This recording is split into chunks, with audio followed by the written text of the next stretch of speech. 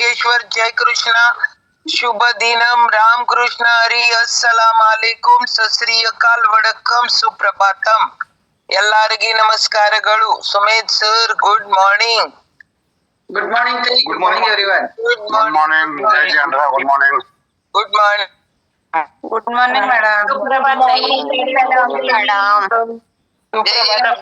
Tay, mute करा. Good morning, good morning. बरं झालं माझं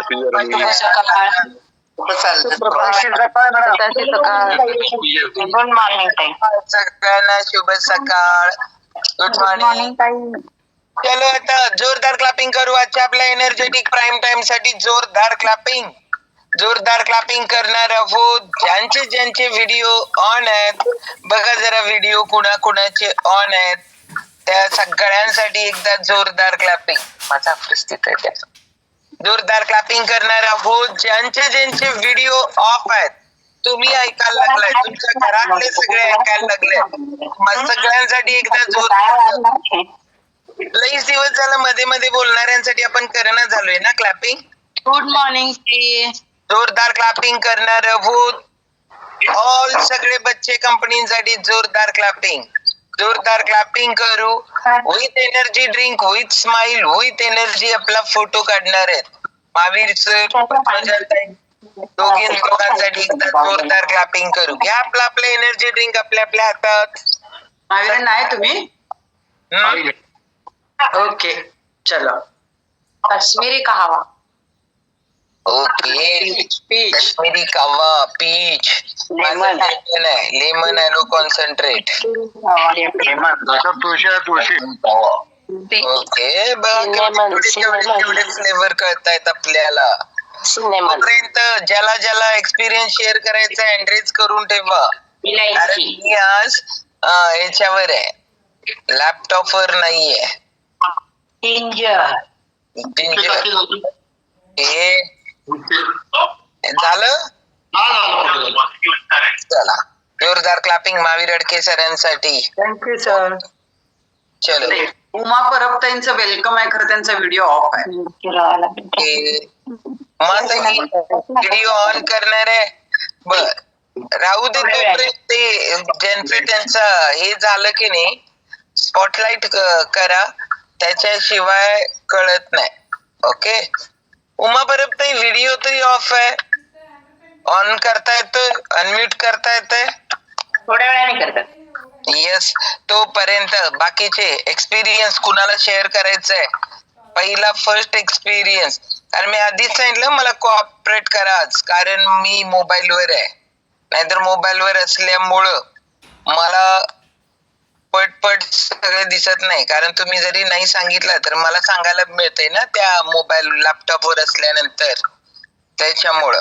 ओके. लॅपटॉपवर बी असंच दिसतं ना. रुपाली अडकेताईंचा उद्या एक्सपिरियन्स उद्याला होणार आहे. कोण नाही सांगितलं तर मी आज पण सांगणार माझाच एक्सपिरियन्स. ऐकणार आहे काय? नाहीतर आज पण ऐका मग माझाच एक्सपिरियन्स. चलो जोरदार क्लॅपिंग करा पद्मजा पाटील साठी. मी सांगू आता मग काय करणार हे कोण लोक हँड्रेज त्यांचे एक्सपिरियन्स. नाही शैला शेडबाळे ते दिसायला लागलेत. नाही तर मग त्यांचे लावायचे रोज एक्सपिरियन्स कोच लोकांना. माझा पण मी सांगणार. शैला मंगेला ताई पण, शीतल कुलकर्णी ताई येत त्यांना स्पॉटलाइट करते. भारी एक्सपिरियन्स आहे त्यांचा. तर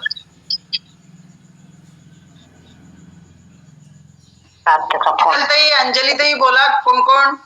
कोणाला स्पॉटलाइट केलंय? हॅलो, नमस्कार, गुड मॉर्निंग. शतायुषी घेऊन जावं लागेल. मध्येच कोण बोलायला लागलंय जरा चेक करा. पोस्ट केलंय किती लोकांना. बोलू ताई?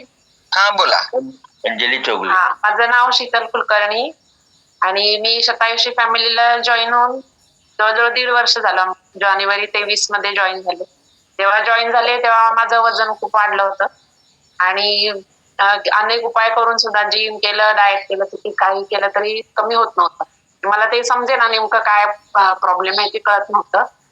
त्यामुळे मग माझ्या नंदेनं मला शेटे सरांचं नाव सुचवलं होतं. मग मी त्यांना भेटले आणि त्यांच्याकडून मला 2700 फॅमिली म्हणजे आपल्या ह्या मॉर्निंग रजिस्ट्रेशनची लिंक मिळाली. मग मी 1.5 महिना नुसतं ऐकत होते.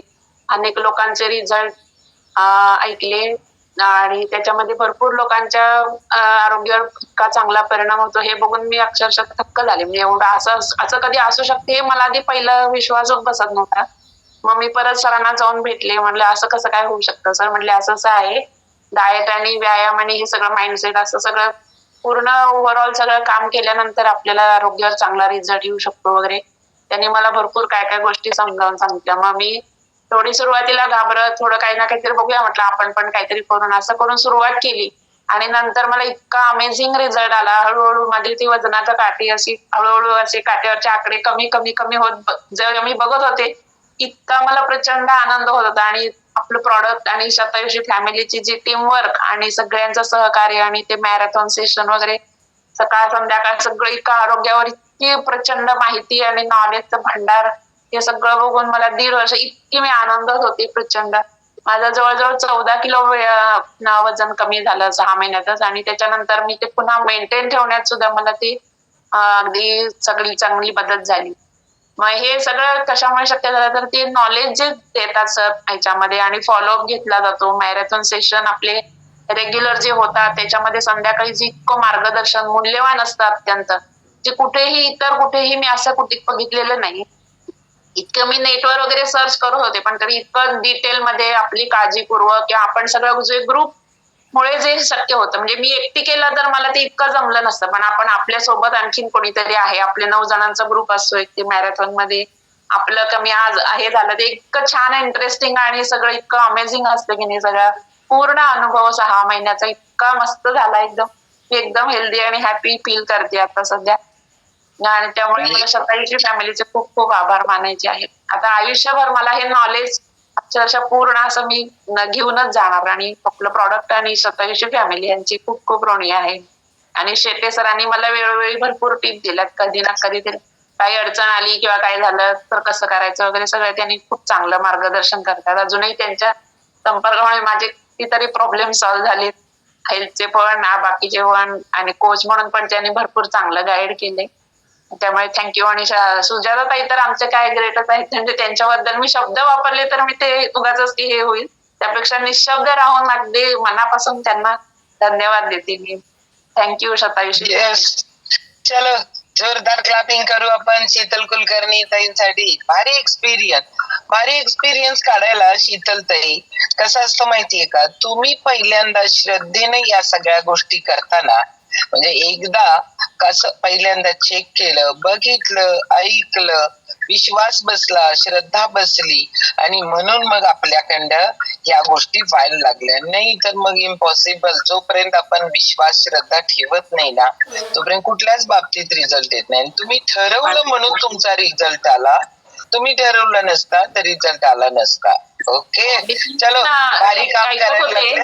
त्यावेळी 3-4 लोकांचे मला एक्सपिरियन्स जास्त इन्स्पिरेशन देऊन गेले. अंजली पाटील, शशिकला ते, पद्मजा ते आणि मिलिंद सर या चौघांचे रिझल्ट म्हणजे अगदी कायम कोरले गेले मनावर. थँक्यू सगळ्यांनाच थँक्यू. सगळ्यांचेच अनुभव तर मी म्हणत होते एक्सपिरियन्स मुळे ना आपण कुठल्याही गोष्टीला कृतकारिता अनुमोदित म्हणतो ना. माहिती नाही कृती केली नाही पण एक्सपिरियन्स दिला झालं म्हणजे कसं झालं की त्याच्यामुळं आपण एक निमित्त घडलो एखाद्याचं आयुष्य घडवायला. म्हणजे ही लोक एक्सपिरियन्स दिले म्हणून तर निमित्त झाले ना. एक्सपिरियन्स देणाऱ्यांना पण खूप खूप धन्यवाद. रोज अगदी म्हणजे रोज मी ते ऐकतेच त्यामुळे मन अगदी एकदम विश्वास बसतो आणि तो हलत नाही परत. एक्सपिरियन्स मुळे कॉन्फिडन्स काय येतो की मी किती ग्रेट आहे की शीतल ताई ना एवढे चॅलेंज होते तर मला काहीच नाही येत. मग माझ्या बॉडी बद्दल मी माझ्या बॉडीला अप्रिशिएट करते. ओके आणि मग बॉडी चांगलं फील करायला चालू करते, बॉडी चांगले रिझल्ट द्यायला चालू करते. ओके चलो आपण नेक्स्ट एक्सपिरियन्स बघणार आहोत. अंजली चौगुले. जोरदार क्लॅपिंग करू. ओके पहिलं अंजलीचा एक्सपिरियन्स त्याच्यानंतर उमा परबंचं वेलकम. येस जोरदार क्लॅपिंग करू आपण अंजलीसाठी. अंजली चौगुले. गुड मॉर्निंग ताई. Good morning all. मी अंजली चौगुले. मी कोल्हापुरातून आहे. माझं 87 फॅमिलीशी जोडण्याचं कारण म्हणजे माझं ओव्हर वेट होतं 95 kg. जर अजून थोडा दिवस काही केलं नसलं तरी तर 100च्या वर गेलंच असतं. मी करत होते प्रयत्न, पण कसं झालं करून करून थकले होते आणि म्हणत होते की आता बस, आता काय करायचं नाही आहे त्याच्यातच दिवस करायचं. ऐकू येतं ताई? यायला लागले. मी 27 फॅमिलीला जोडून आता सप्टेंबरला 3 वर्ष होतात. मी 10 महिन्यामध्ये 27 फॅमिलीशी जोडल्यावर ह्यांचं म्हणजे फॉलोअप आणि आपलं मॅरेथॉन ज्या दिवशी मी जॉईन झाले त्याच्यानंतर 4थ्या दिवशी म्हणजे मी मॅरेथॉन मध्ये भाग घेतलेला आहे. आणि त्यामुळे आणि फॉलोअप आपलं संध्याकाळचं सेशन, आपलं 27 फॅमिलीचं हे सगळं शेड्यूल आणि सकाळचं हे मॉर्निंग फ्युएल स्टेशन आणि सकाळचं वर्कआउट सेशन, त्याच्यामुळं एवढा छान बदल झालाय माझं पूर्ण लाईफस्टाईल चेंज केल्यामुळं माझं 10 महिन्यातच मला 32 किलो वेट लॉस झालेला आहे. म्हणजे मला वाटत होतं की जसं वजन वाढत जाईल 2017 पासून, तसं मला वाटत होतं की माझे छोटे झालेले ड्रेस आणि ब्लाऊज पण लग्नातले मला येणारच नाहीये तसे. म्हणजे लग्नातल्या ब्लाऊजचे मी स्पेअर ब्लाऊज पण मोठे शिवून घेतले होते. मला वाटत होतं की मी पहिल्या सारखी दिसते का असं, पण मला ते माझं स्वप्न खरं झाल्यासारखं वाटतंय. माझ्या लग्नातले पहिलाचे ब्लाऊज आता यायला लागलेत.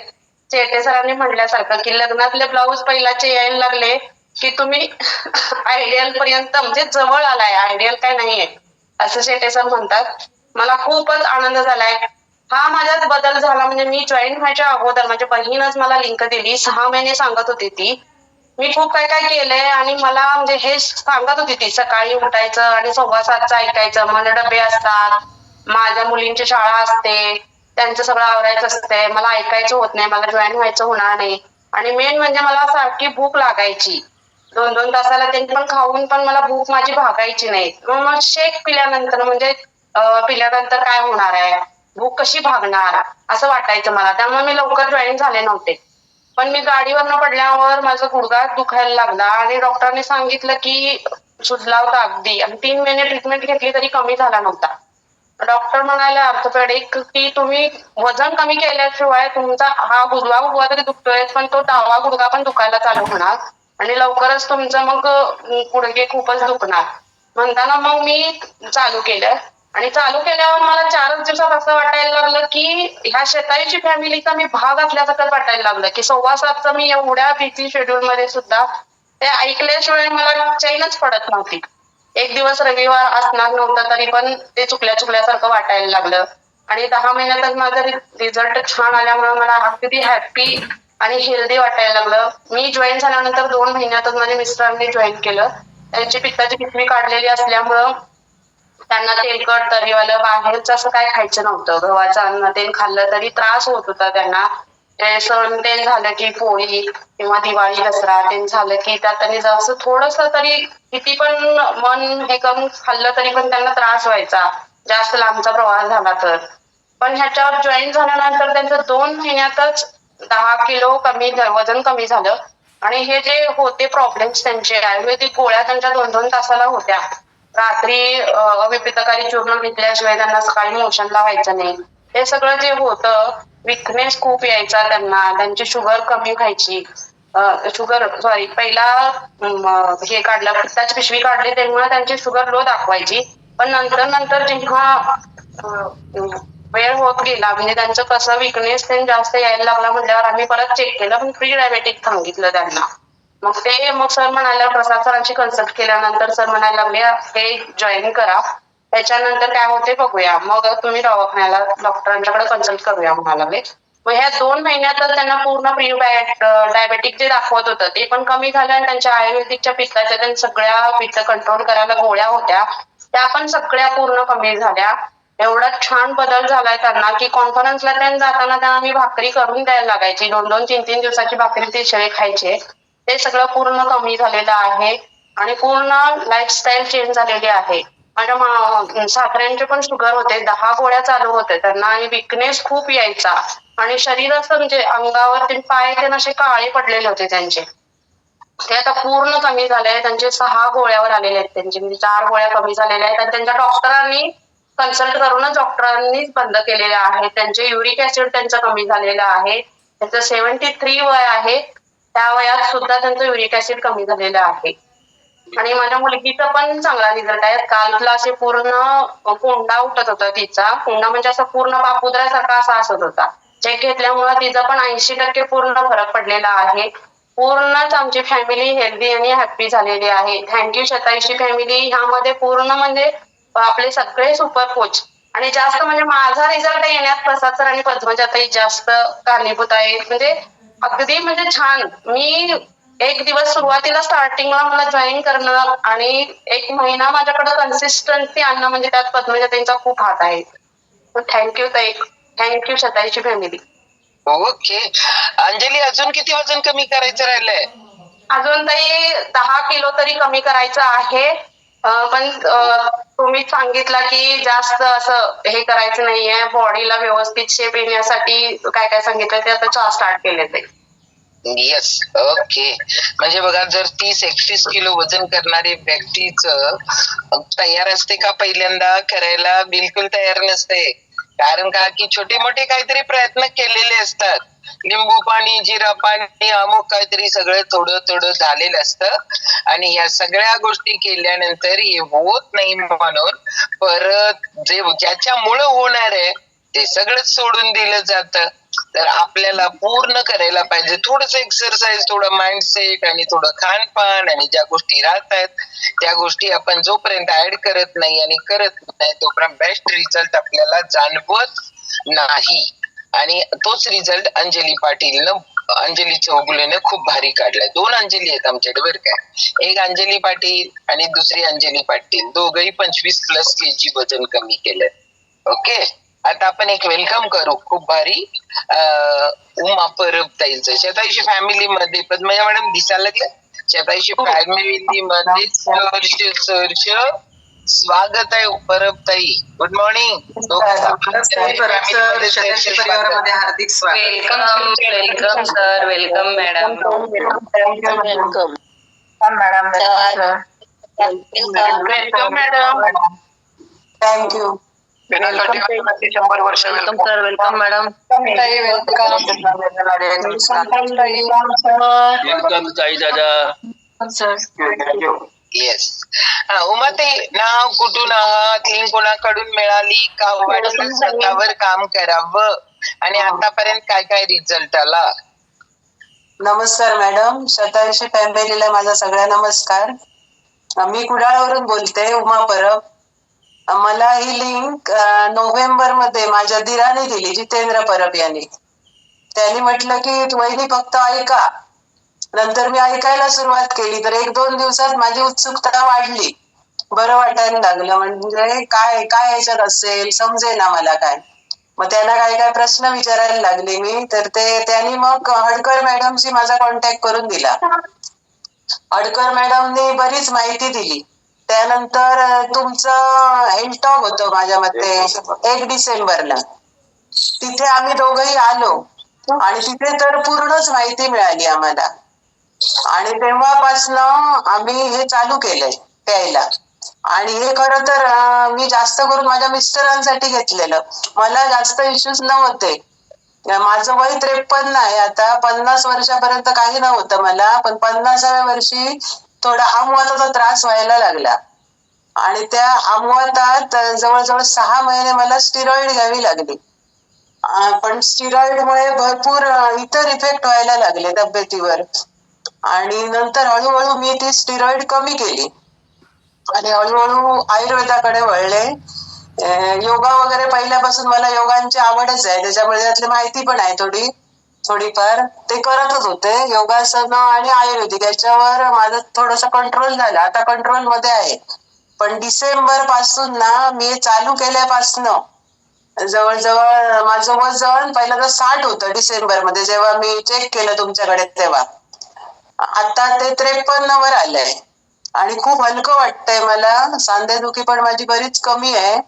हलकं वाटतंय. आणि रात्री मला त्रास व्हायचा. रात्री जेवले की सकाळी पित्त व्हायचं काही खाल्लं तरी. लवकर जेवली तरी पण सकाळी डोकं जड असायचं, असे त्रास असायचे. पण ते आता मी 2 वेळा हे तुमचा शेक घेते, 2 वेळा अफ्रेश घेते. त्याच्यामुळे खूप हलकं वाटतं आणि बरेचसे माझे इश्यूज कमी झाले तसे. आणि मिस्टरांना बराच फायदा झाला याचा. खरं तर त्यांच्यासाठीच मी हे चालू केलेलं, कारण त्यांना एवढी तब्येतीची काळजी नाहीये स्वतःची. इतरांची करतात पण स्वतःची नाही. स्वतःच्या तब्येतीकडे दुर्लक्ष आणि ऑफिसचं टेन्शन, त्याच्यामुळे ते तरी म्हटलं याकडे वळतील म्हणून जास्त करून ह्याच्यात मी हे केलेलं. पण बराचसा फायदा आहे, ते आपले अनुभव सांगतील तुम्हाला आता. नमस्कार सर्वांना. ऐकू येते ना?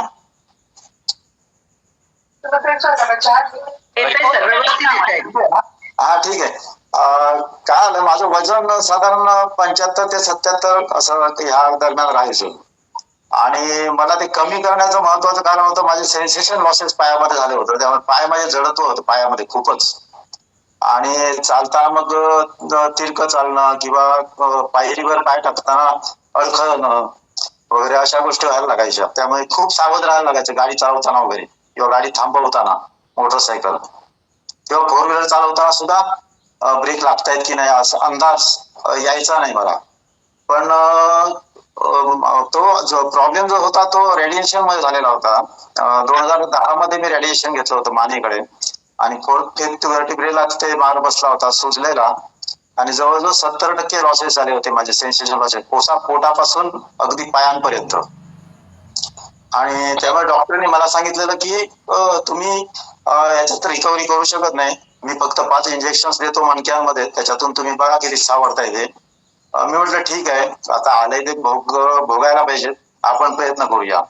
माझ्या मधल्या पिरियडमध्ये 11 ते 13 मध्ये मी सुदर्शन क्रिया सुरू केली, आणि त्या दरम्यान मला जवळजवळ 40% पण रिलीफ मिळाला मला. आणि नंतर मला चालण्याचे प्रॉब्लेम बरेचसे कमी झाले, पण हे अडखळणं वगैरे सतत चालू राहायचं. त्यामुळे वजन कमी होत नव्हतं माझं.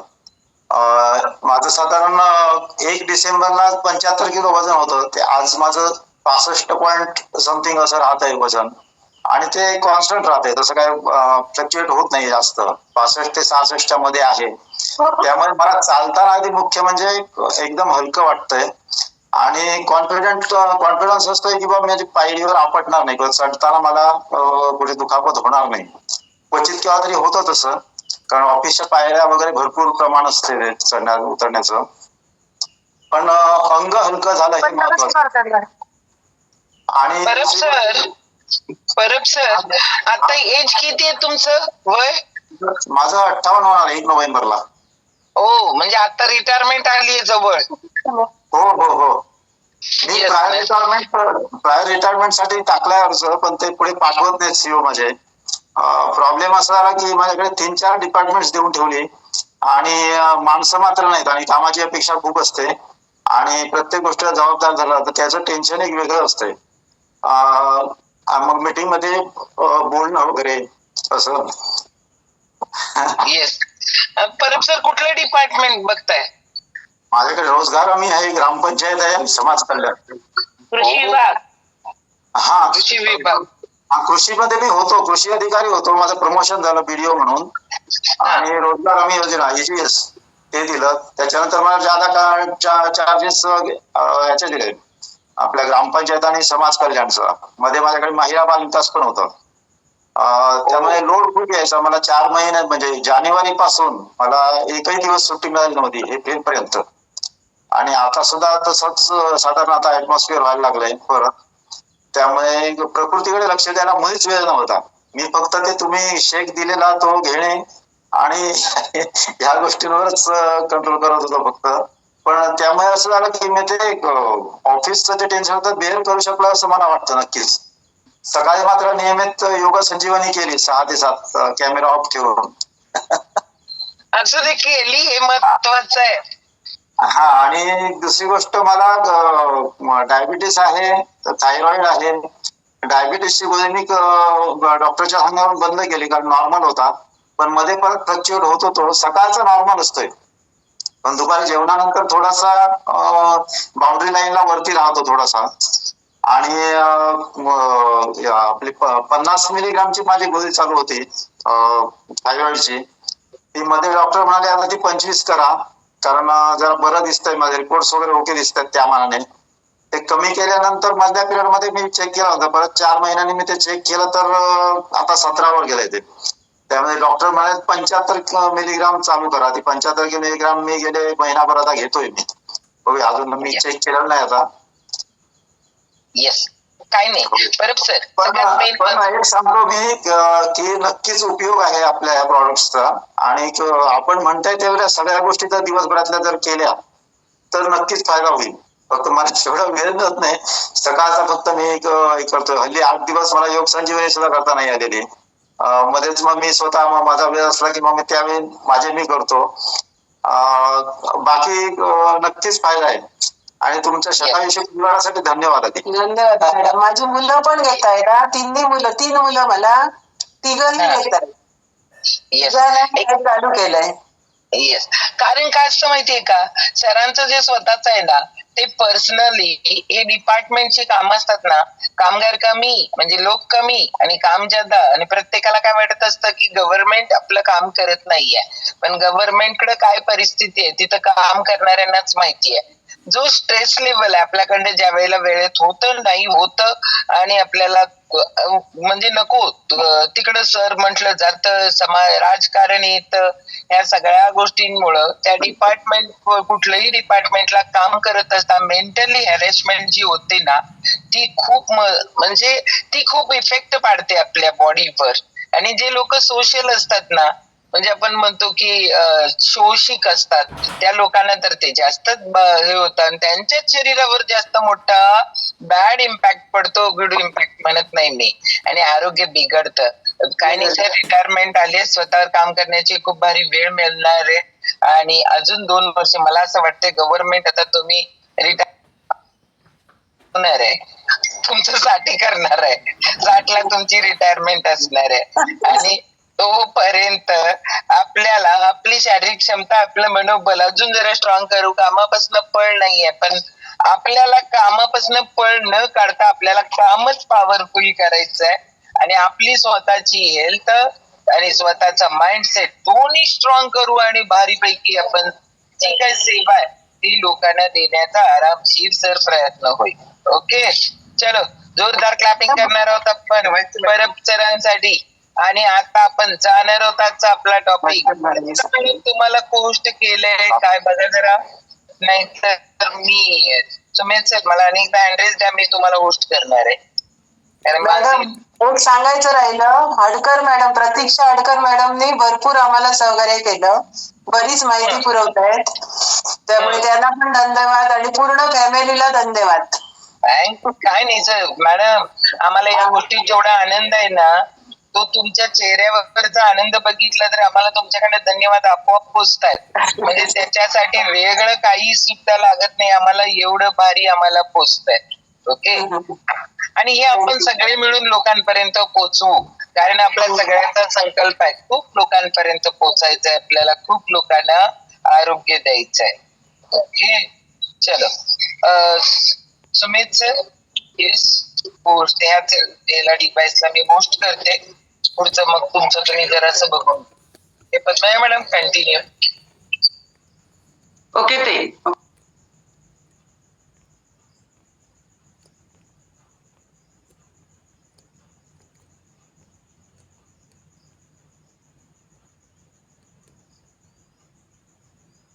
अर्चिता ते कंटिन्यू करा. गुड मॉर्निंग सगळ्यांना, शुभ सकाळ. मस्तपैकी सकाळची सुरुवात झालेली आहे आणि आजचा विषय आहे तो जीवनाचा, आनंदाचा. खरंच माहिती नाहीये माणसाचं आयुष्य कुठे जाऊन पोहोचलं आहे आणि माणसाच्या आयुष्यामध्ये काय चालू आहे, पण इतकं सांगू इच्छिते, जे काही चालू आहे ते चांगलंच चालू आहे.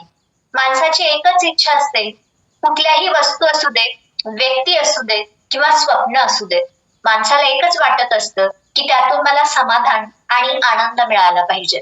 म्हणून इथं सांगावंसं वाटतं की जो मिला नहीं उसका गम नहीं, जो मिला नहीं उसका गम नहीं, जो मिला है वो किसी से कम नहीं, जो मिला है वो किसी से कम नहीं. आनंद शोधायचा असेल तर व्यक्ती वस्तूमध्ये नसतो, तर तो आनंद हा आपल्यामध्ये लपलेला असतो. मग आपल्याला काय वाटतं की माझ्याकडे जे आहे त्याचं आपण दुःख करत असतो, पण जे तुम्हाला मिळालेलं आहे ते कोणापेक्षा पण कमी नाही, ते जास्तच आहे, याच्यातून आनंद मिळतो हे आपण पाहत नाही. म्हणजेच काय की माणसाला छानपैकी शरीर मिळालेलं आहे, त्या शरीरात आत आणि बाहेर चांगले अवयव मिळालेले आहेत.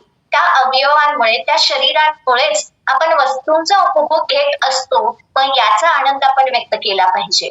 पण व्यक्तीला काय वाटत असतं की माझ्याकडे महागड्या वस्तू असल्या पाहिजेत, माझ्याकडे ब्रँडेड वस्तू असल्या पाहिजेत आणि त्याचं दुःख करत असतो. एक उदाहरण देते. एक मुलगा आईसोबत शाळेत जात असतो आणि शाळेत जात असताना इतर मुलांच्याकडे तो पाहत असतो, त्यांच्याकडे छान छान ब्रँडेड मस्त मस्त शूज असतात आणि हा मुलगा म्हणतो की माझ्याकडे हा ब्रँडेड नाही, मला साधा तू रस्त्यावरचा शूज दिलेस, माझ्या क्लासमध्ये जी मुलं आहेत त्यांच्याकडे ब्रँडेड शूज आहेत.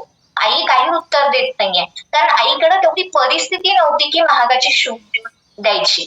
पुढे दोघे चालत जातात. थोडा अंतर गेल्यानंतर एक मुलगा दुसऱ्या बाजूने पास होत असतो आणि त्या मुलाला एक पायच नसतो. तेव्हा आई म्हणते, बाळ तुला शूज घालण्यासाठी परमेश्वराने पाय दिलेले आहेत, पण त्या बाळाला शूज घालण्यासाठी पायच दिलेले नाही. मग तू मला सांग, तुला पाय महत्वाचे आहेत की ब्रँडेड शूज महत्वाचे आहेत? तेव्हा त्याच्या डोळ्यात पाणी येतं. आईला घट्ट मिठी मारतो आणि आईला म्हणतो की छान आई, मला पाय मिळालेले आहेत हे सगळ्यात महत्वाचं आहे, त्यात मला आनंद आहे. मला ब्रँडेड शूज नाहीयेत याच्यात माझा आनंद नाहीये. आपल्याही आयुष्यात तसंच होत असतं. माझ्याकडे ही वस्तू नाही, माझ्याकडे असलं नाहीये, माझं घर मोठं नाहीये याची खंत करत बसतो. पण समाजामध्ये बऱ्याच अशा व्यक्ती असतात की तुमच्याकडे जितक्या वस्तू आहेत, तुमच्याकडे जितकं आहे तितकं इतरांच्याकडे आहेच असं नाहीये. म्हणून आयुष्यात जर आनंद हवा असेल त्याचं रहस्य हे तुमच्यामध्येच आहे. म्हणून आपण शाळेत गेल्यानंतर शाळेतली अक्षरं समजावून घेत असतो, पण इथं मला सांगायचं आहे तुम्ही तुमच्या आयुष्याची ABCD पहिल्यांदा शिका. जी व्यक्ती आयुष्याची ABCD शिकते ना ती खऱ्या अर्थाने आनंदी, उत्साही, समाधानी, सुखी असते. मग ती आयुष्याची ABCD काय आहे जे तुम्हाला आनंदी ठेवण्यासाठी मदत करणार आहे? ABCD मध्ये पहिलं अक्षर असतं ते A म्हणजे ऍटिट्यूड. पहिल्यांदा तुमचा जीवनाकडे पाहण्याचा ऍटिट्यूड बदला आणि ऍटिट्यूड बदलण्यासाठी सगळ्यात महत्वाचं असतं ते विचार बदलावे लागतात आणि त्या विचारांना जोड द्यायची असते ती प्रयत्नांची द्यायची असते. ज्या वेळेला आपण आपला ऍटिट्यूड बदलतो त्यावेळेला जीवन बदलत असतं. म्हणून जीवनामध्ये ऍटिट्यूड हा सकारात्मक असला पाहिजे आणि सकारात्मक असण्यासाठी काय केलं पाहिजे बरं? परमेश्वराने आपल्याला एकच तोंड दिले, पण कान किती दिलेत बरं? 2 कान दिलेत. 2 कान कशासाठी दिलेत? की माणसाने जास्तीत जास्त ऐकावं आणि कमीत कमी बोलावं यासाठी एकच तोंड दिले. पण आपण काय करत असतो?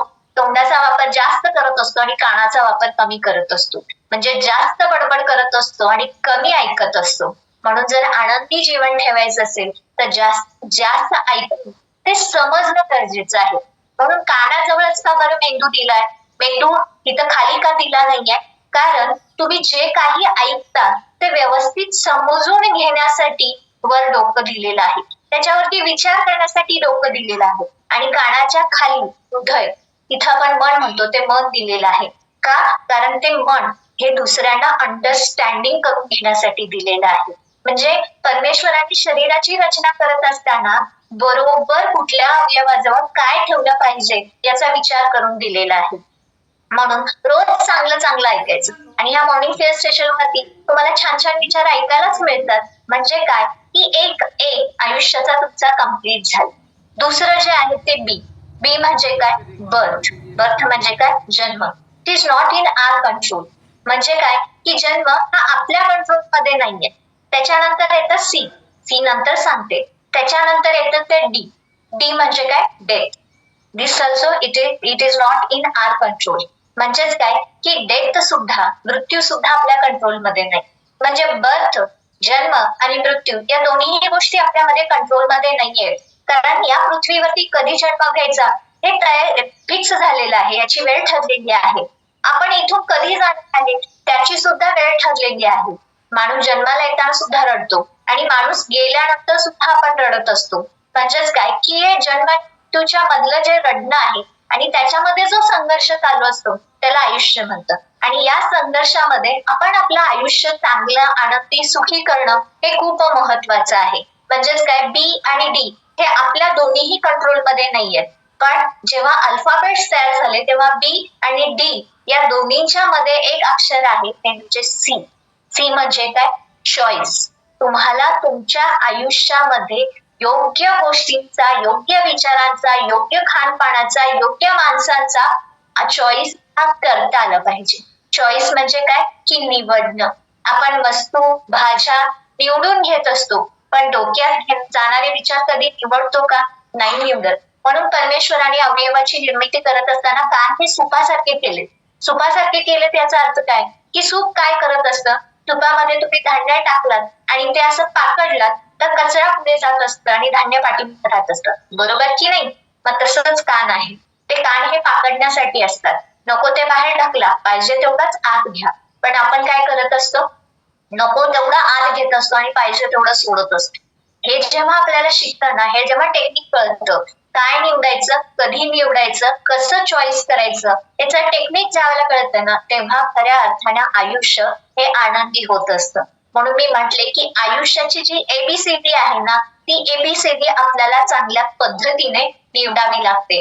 पण आपण आपल्या आयुष्यात काय करत असतो? चॉईस करत असताना त्याचं कंपॅरिझन केलं जातं. म्हणजेच काय? की माझ्याकडे ही वस्तू आहे पण त्याच्याकडे ती वस्तू आहे. माझ्याकडे जी वस्तू आहे, जी व्यक्ती आहे त्याच्याबद्दल आपल्याला आनंद नसतो, पण त्याच्याकडे ती वस्तू आहे, व्यक्ती आहे, याच्यात खंत आपल्याला वाटत असतो आणि तिथंच आपल्या आनंदावरती विरजण पडत असतं. दोन मित्र असतात. एक मित्र चांगल्या मोठ्या कंपनीत स्वतःची कंपनी तयार करतो. दोघेही खेडेगावात शिकलेले असतात. चांगल्या कंपनीमध्ये स्वतःची कंपनी निर्माण करतो आणि त्या कंपनीचा जो मालक असतो, पहिला मित्र असतो, त्याचा दुसरा मित्र त्याच कंपनीमध्ये कामाला लागतो. पण हे दोघेही कधी एकमेकांच्या समोर आले नव्हते आणि त्यामुळं त्या दोघांना माहित नव्हतं की मी काम करतोय हे माझ्या मित्राचीच कंपनी आहे. आणि त्या मित्राला माहित नव्हतं की माझ्या इथे एक कामगार आहे, तो माझा मित्रच आहे, हे त्याला माहित नव्हतं. एके दिवशी त्या मोठ्या मित्राचा कार बंद पडतं आणि कार बंद पडल्यानंतर तो आपल्या दुसऱ्या मित्र चालत जात असतो आणि त्यावेळेला त्याच्या कंपनीमध्ये जो दुसरा मित्र असतो, तो दुसरा मित्र त्याला वाटेमध्ये भेटतो आणि दोघेही एका छोट्याशा हॉटेलमध्ये चहा प्यायला जातात आणि चहा पिता पिता दोघांच्या गप्पा चालू असतात. तेव्हा जो छोटा कामगार मित्र असतो तो म्हणतो, काय तुझं कसं काय चाललंय? आणि तो स्वतःच सांगतो की बाबा, मला मस्तपैकी 4,000 पगार आहे आणि आता मी 20 वर्ष काम केलोय म्हणून माझं प्रमोशन होणार आहे आणि मला 1,000 रुपये एक्स्ट्रा मिळणार आहे. ज्या वेळेला मला 1,000 एक्स्ट्रा मिळेल ना, तेव्हा मी माझ्या बायकोला एक साडी घेऊ आणि ती आली की तिला इतकं खूप गरम होतं म्हणून तिच्यासाठी एक पंखा घे असं म्हणतो. आणि दुसऱ्या मित्राला वाटतो, कसं काय चालू आहे तुझं, व्यवस्थित चालू आहे ना? तेव्हा जो मोठा मालक असतो तो म्हणतो, हो माझं व्यवस्थित चालू आहे, माझं छान चालू आहे. आणि तो म्हणतो की तुझी नोकरी वगैरे व्यवस्थित आहे का? तर मोठा जो मित्र असतो, मालक असतो, तो म्हणतो माझी नोकरी वगैरे व्यवस्थित आहे. आणि मग म्हणतो तुझ्याकडे घर गाडी आहे ना व्यवस्थित राहायला?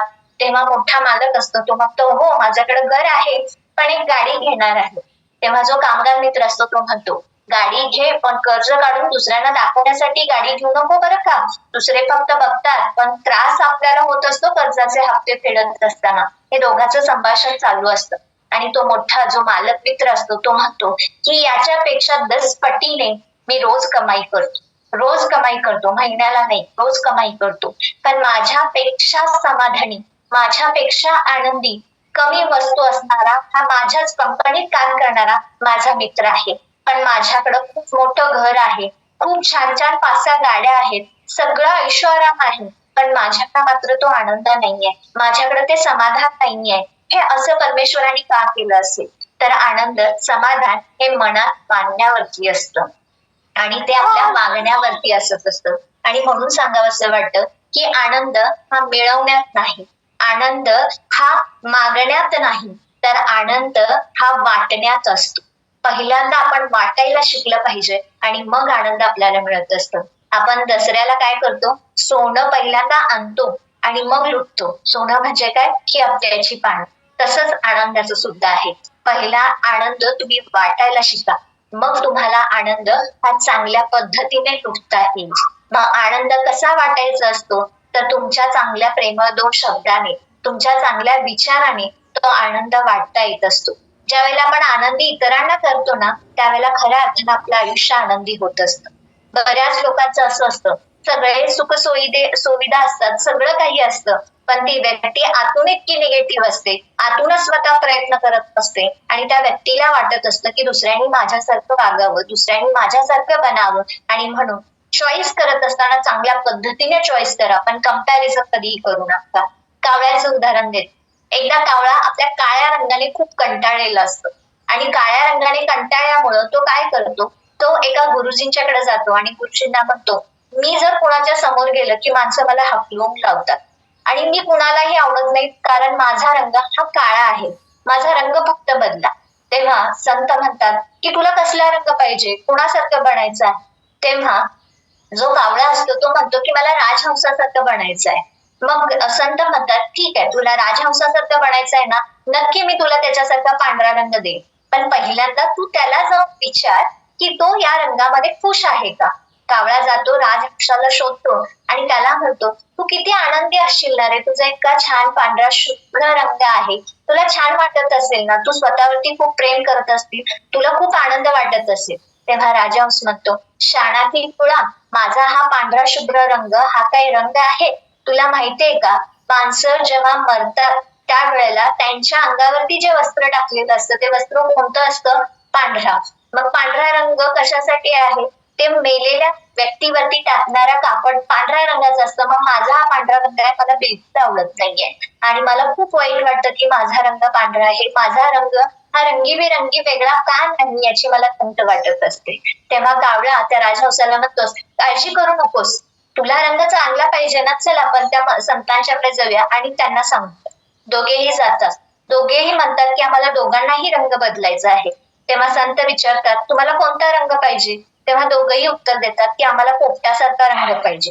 पोपटाला 2 रंग असतात, एक हिरवा आणि एक लाल, दोन्हीही कलर छान आहेत. मग संत पुन्हा म्हणतात, जावा पोपटाला शोधा आणि त्याला विचारा की तू या रंगामध्ये आनंदी आहेस का. दोघेही त्या पोपटाकडे जातात, जंगलामध्ये शोधतात, जंगलामध्ये हिरवंगार जंगल असतं, काही केल्या पोपट लवकर सापडत नाही. शेवटी जंगलाच्या शेवटी त्यांना पोपट सापडतो आणि पोपट सापडल्यानंतर ते दोघेही त्या पोपटाला म्हणतात, खरंच तू किती खुश आणि आनंदी असशील ना रे, तुझ्याकडं 2 रंग आहेत, तुला खूप आनंद वाटत असेल ना रे, असं ते दोघेही विचारतात. त्यावेळेला पोपट म्हणतो, हे काय माझा रंग आहे, तुम्हाला मला शोधण्यासाठी किती वेळ लागला, किती त्रास बरं झाला, माझा हा रंग मला बिलकुल आवडत नाही, मी या रंगामध्ये खरंच खुश आनंदी नाहीये. तेव्हा कावळा म्हणतो, का बरं, या रंगामुळेच माणसं मला आपल्या पेटीमध्ये, आपल्या पिंजऱ्यामध्ये कैद करून ठेवत असतात आणि माझा वापर करत असतात, माझं स्वातंत्र्य हिरावून घेत असतात आणि त्यामुळं माझा कलर हा आवडत नाही.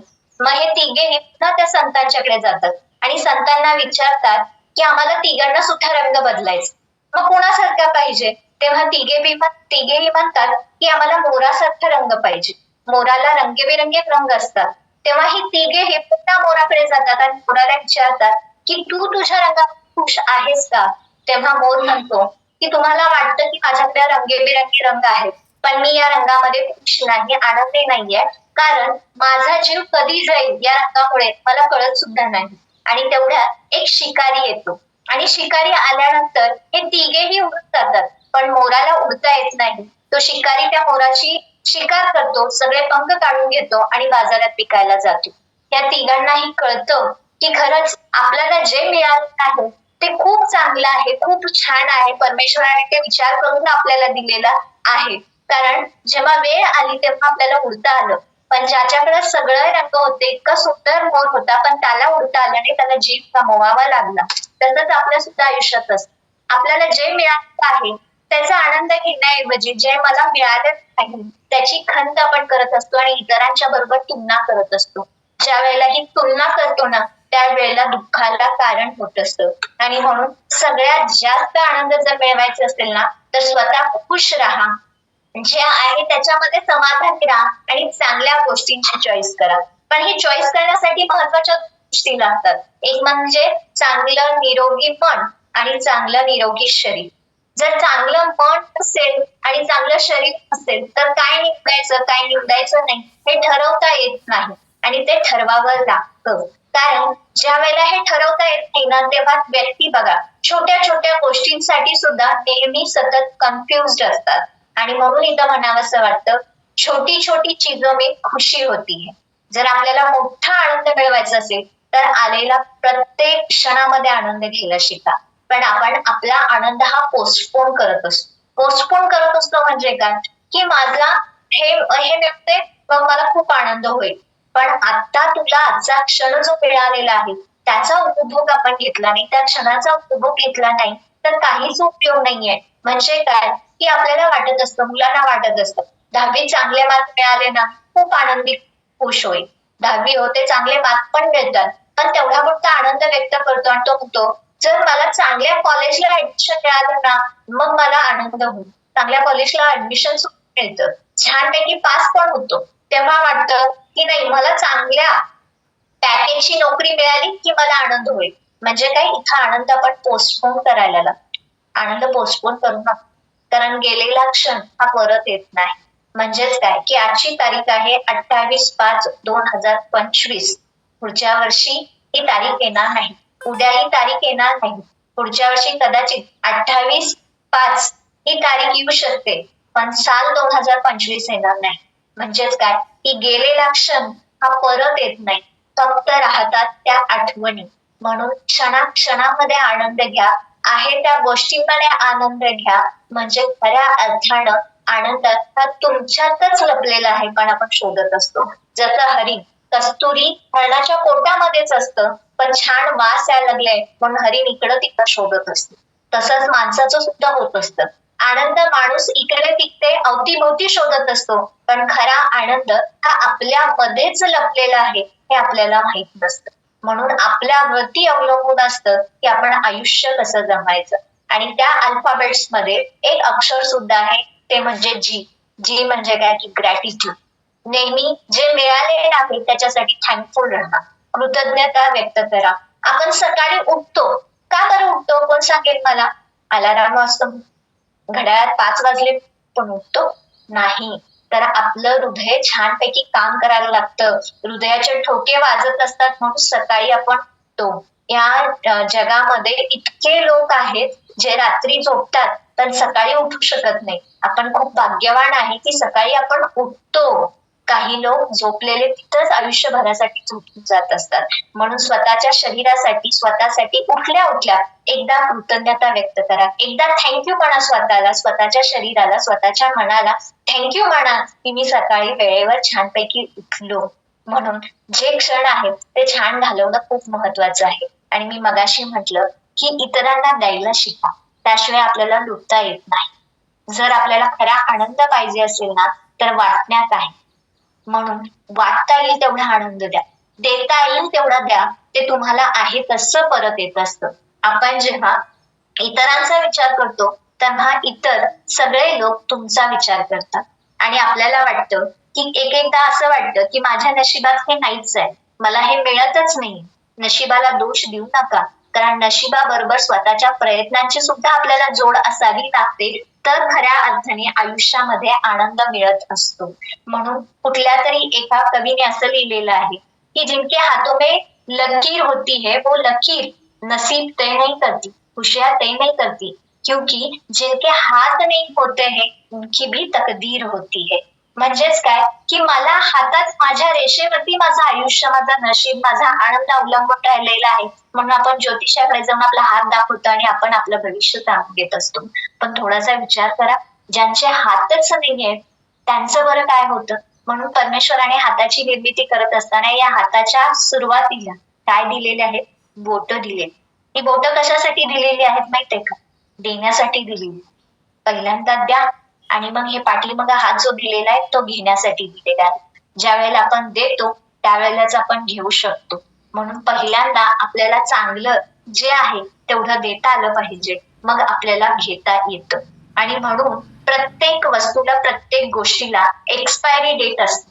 औषधा बघा त्याला एक्सपायरी डेट असते, पदार्थ बघा त्याला एक्सपायरी डेट असते, इलेक्ट्रॉनिक वस्तू बघा त्याला वॉरंटी आणि एक्सपायरी डेट असते. पण माणसाचं कसं असतं की माणूस कुठल्या गोष्टीला एक्सपायरी डेट द्यायचं हे कधीच ठरवत नाही. म्हणून भांडण, राग आला किंवा कितीही वाईट विचार आले तर त्याला डेट ऑफ एक्सपायरी असली पाहिजे. आणि ती डेट ऑफ एक्सपायरी कधी असली पाहिजे? The same day it should be there. म्हणजेच काय की त्या सेम दिवशी ती एक्सपायरी डेट असली पाहिजे, ती डिले नसली पाहिजे. म्हणून आपल्याला काय एक्सपायर करायचं, काय घालवायचं हे आपल्याला कळता आलं पाहिजे. पूर्वी आपण एक पिक्चर पाहायचो, पूर्वीच्या काळातले पिक्चर. कधी आठवलंय का तुम्ही टीव्हीवरती पिक्चर लागायचा आणि त्या टीव्हीवरच्या पिक्चर मध्ये तो शेतकरी असायचा आणि तो शेतकरी सकाळी उठला की शेतात कामाला जायचा आणि सकाळी शेतात कामाला गेला की थोड्या वेळाने त्याची पत्नी भाकरी भाजी कांदा घेऊन ठेचा घेऊन ती शेतात जायची आणि नवरा काम करून झाल्यानंतर काय करायची ती आपल्या पदराने त्याचा घाम पुसायची आणि दिवसभरामध्ये जो क्षीण आलेला आहे, जो त्राण आलेला आहे, तो त्राण त्या शेतकऱ्याचा जायचा आणि तो खूप खुश व्हायचा. म्हणजे काय की त्या महिलेनं स्वतःच्या पदराने ते घाम पुसला तरी त्याचा क्षीण निघून गेला. आणि आपण काय करत असतो, आपण आपल्या घरी आलेल्या व्यक्तीचा क्षीण ताण घालवण्यासाठी आपण काय करत असतो? काहीच करत नाही. पूर्वी महिलांना भरपूर कामं करायला लागायची, त्यांच्याकडे कुठल्या वस्तू नव्हत्या. आपल्याला सुखसुविधा आहेत, सगळ्या वस्तू आहेत, पण आपल्याला त्यात आनंद नाही. म्हणून जाताना एकच उदाहरण देते, हे उदाहरण प्रत्येकाने लक्षात ठेवायचं. आपलं आयुष्य हे दुधाप्रमाणे आहे. तुम्ही म्हणाल की दुधाप्रमाणे कसं आहे? दुधापासून सगळे पदार्थ बनवले जातात, पण परत दूध बनवता येत नाही. म्हणजेच काय की आपलं आयुष्य दुधाप्रमाणे आहे. ते दूध गरम केलं तर छानपैकी ते भगवंताच्या अभिषेकासाठी वापरता येतं. त्याच गरम दुधामध्ये थोडंसं विरजण टाकलं तर त्याचं छानपैकी दही बनू शकतं. त्याच दह्याला घुसळलं तर त्याचं छानपैकी ताक बनू शकतं. आणखी थोडं घुसळलं की ते वरचं लोणी तयार होऊ शकतं आणि त्या लोणीला गरम केलं तर त्याचं परत तूप छानपैकी बनू शकतं, पण त्या तुपाचं परत दूध बनू शकत नाही. मग आपण आपलं आयुष्य हे दुधाप्रमाणे ठेवायचं, दह्याप्रमाणे ठेवायचं, ताकाप्रमाणे ठेवायचं, लोण्याप्रमाणे ठेवायचं की तुपाप्रमाणे ठेवायचं, हे तुमच्यावरती अवलंबून आहे. पण हे करण्यासाठी तुम्ही त्या दुधामध्ये काय घालता आणि कशी प्रक्रिया करता याच्यावरती अवलंबून असतं. तसंच माणसाचं आयुष्य सुद्धा असतं. आनंद मिळवण्याच्या नादात बरचसं दुःख, बरचसं दडपण आपण आपल्या मनावरती घेतो आणि आनंद विरून जातो, आनंद विसरून जात असतो. आणि म्हणूनच आपल्या शरीरामध्ये काय घालायचं, डोक्यामध्ये काय घालायचं, पोटामध्ये काय घालायचं आणि घरामध्ये काय घ्यायचं आणि घरातनं काय बाहेर टाकायचं, ह्या जे व्यक्तीला कळलं ना त्याचं आयुष्य खूप आनंदाने सुखी होत असतं. आणि म्हणून एवढं करा की आपल्या शरीरामध्ये काय घालायचं, डोक्यामध्ये काय घालायचं, मस्तपैकी शतायुषी फॅमिली आपल्याला मदत करत असते. म्हणून शरीर निरोगी ठेवण्यासाठी चांगला व्यायाम करा, पोटामध्ये चांगला आहार केला तर पोट चांगलं राहतं आणि शरीर चांगल्या पद्धतीने काम करायला लागतं. मनामध्ये आणि डोक्यामध्ये चांगले विचार गेले, चांगल्या गोष्टी गेल्या तर येणारा प्रत्येक क्षण आपण आनंदात घालवू शकतो. आनंदाचं रहस्य हे तुमच्यामध्येच लपलेलं आहे. फक्त एकदा तुम्ही तुमच्यामध्ये बघा, आनंद हा बाह्य परिस्थितीमध्ये नाही तर आनंद हा आपल्या मनस्थितीमध्ये आहे. फक्त एकदा तुमच्या मनस्थितीकडे लक्ष द्या, तुमचं आयुष्य हे आनंदाने भरून जाईल. खूप मोठा आनंद मिळवण्याच्या नादात छोट्या छोट्या गोष्टीतला आनंद घालवू नका. म्हणून जाताना एवढंच सांगते, life is one time, life is one time, life is not one more time. आयुष्य हे एकदाच आहे, आयुष्य परत परत नाहीये. क्षण हा एकदाच आहे, परत परत नाहीये. म्हणून येणाऱ्या प्रत्येक क्षणामधून, छोट्या छोट्या गोष्टींमधून, छोट्या छोट्या व्यक्तींकडून मस्तपैकी आनंद घ्या. छोटी बाळं बघा, काही द्या, मोठ्या वस्तू द्या, महागड्या द्या, त्याची किमतीशी त्याचं देणं घेणं नसतंय. जे मिळालं आहे, जे खातो आहे त्या गोष्टींमध्ये छोटी बाळं ही आनंद व्यक्त करतात. म्हणून कधी कधी आयुष्यामध्ये आपण छोटं होऊन जगा, खूप मोठा आनंद तुम्हाला मिळेल, खूप छान आनंद तुम्हाला मिळेल. एवढं जरी कळालं तर आयुष्य मोठं आहे, खूप मस्त आहे. आणि या निमित्ताने तुम्हाला सगळ्यांना विनंती करते की आलेला क्षण चांगल्या गोष्टींमध्ये घालवा, ग्रॅटिट्यूड व्यक्त करा, आहे त्यासाठी थँकफुल राहा. आयुष्य खूप सुंदर आहे. धन्यवाद. चला एकच मिनिट, चला एकदा जोरदार टाळ्या वाजवू अर्चिताताईंसाठी. खूप मोठं आनंदी जगण्याचं रहस्य त्यांनी आपल्याला सांगितलंय आणि आपल्या रोजच्या जीवनातले आपल्याकडे जे घडत असतात तशा उदाहरणांमधूनच सांगितलंय त्यांनी. आपलं बऱ्याच वेळा असतं ना, कळतं सगळं पण वळत नसतं. आपला आनंद आपणच शोधायला विसरलेलो असतो आणि आपण हा आनंद बाहेर शोधत असतो. पण अर्चिताताईंनी ते छोट्या छोट्या उदाहरणातून दररोज आपण जे जगत असतो त्यातलीच उदाहरणं घेऊन त्यांनी आपल्याला दाखवून दिलं की आनंद हा आपल्या स्वतःतच आहे, आतच आहे आणि तो आपल्या मांडण्यात आहे. आणि एवढी छोटी छोटी उदाहरणं देऊन त्यांनी इतकं सुंदर आपल्याला विवेचन केलं. खरंच आपलं आनंदी जगणं किती सोपं आहे, पण आपण आपल्या ज्या निवडी असतात ना, त्यांनी सांगितलं निवड आपली योग्य असली पाहिजे, तर त्या निवडींवर आपण आपलं जगणं अवघड करून ठेवत असतो. पण शतायुषी परिवार आणि अर्चिताताई आणि असे बरेचसे सगळे टॉपिक्स असतात. आता बघा इथून पण आपले अजून व्याख्यान आहेत. हे टॉपिक आपलं जगणं सोपं पण करतात आणि जगणं आनंदी पण करत असतात. आणि म्हणून परत आपण शतायुषीचे धन्यवाद मानत असतो, कारण इथून आपल्याला ते भरभरून मिळत असतं आनंदी जगण्यासाठी. सो थँक्यू अर्चिताताई परत एकदा. आणि खूप छान, उद्या पण असाच टॉपिक आहे जो आपला समाजातला सध्याचा ज्वलंत प्रश्न आहे आरोग्याचा, आणि त्यातला एक आहे जीवनशैली विषयक आणखीन एक आजार, आणि तो म्हणजे थायरॉइड. तोच आहे ना अर्चिताताई उद्या? तोच आहे. हा, उद्या थायरॉइडच आहे. आणि आपण जे आता सांगितलं अर्चिताताईंनी, आपल्याला वाटतं आलं पाहिजे. आपल्याला मॉर्निंग फेस्टेशन ऐकून चांगलं वाटतंय, आनंदी वाटतंय, इथून चांगलं जगण्यासाठी काहीतरी चांगलं मिळतंय. मग जे आपल्याला मिळालंय ते वाटण्यातच खरा आनंद आहे, तर तो वाटला पाहिजे. आपण जास्तीत जास्त लोकांना आपण ही लिंक शेअर केली पाहिजे. जास्तीत जास्त लोकांना तुम्ही आमंत्रित केलं पाहिजे. नुसतेच व्हॉट्सअपवरचं आमंत्रण नको, तर एक साधा कॉल करून त्यांना आमंत्रित करा की जेणेकरून तेही लोक येतील. परत एकदा तुम्हा सगळ्यांसाठी टाळ्या आणि तुमचं सगळ्यांचं अभिनंदन, कारण आज आपली संख्या खूप छान होती. तुम्ही खूप लोकांना आमंत्रित केलं, खूप लोक आले आणि त्यांनीही जगण्याचं, आनंदी जगण्याचं रहस्य समजून घेतलंय. त्यामुळं आज आपल्या प्रत्येकाचं परत काम आहे, आपण आणि जास्तीत जास्त लोकांना इन्व्हाइट करू आणि त्यांना शतायुषीमध्ये इन्व्हाइट करू, आपल्या मॉर्निंग फ्यू स्टेशनला बोलू, ऐकतील आणि तेही आनंदी जगायला नक्की शिकतील. सो थँक्यू तुम्हाला सगळ्यांना. आज दुपारी आपला प्राणायामचा वर्ग, जर काही चॅलेंज नसेल इंटरनेटचा वगैरे किंवा आपले शिक्षक असतील तर आपला दुपारी प्राणायामचा वर्ग होईल. 5 ते 6 वर्कआउटची बॅच, 6 ते 7 योगाचा वर्ग आपला हा रेग्युलर असेल. आणि उद्या तर आपला हा थायरॉइडचा हा विषय असणारच आहे. त्यामुळे जास्तीत जास्त लोकांना आपण इन्व्हाइट करायचंय. कुठेही इन्व्हाइट करा, योगाला करा, वर्कआउटला करा, मॉर्निंग फेस्ट स्टेशनला तर 100% करा, प्राणायामला करा, दुपारच्या वर्कआउटला बोलवा, कुठेही येऊ देत आणि ते कनेक्ट होऊ देत आणि आनंदी जगण्याचं रहस्य ते प्रत्येकाला समजू दे. Okay, so thank you so much everyone. आणि आपण थांबणार आहोत. गुड डे, बाय बाय, हरिओम सर्वांना. कोच कॉल आज आपला होणार नाहीये. ओके, भेटू आपण दुपारी.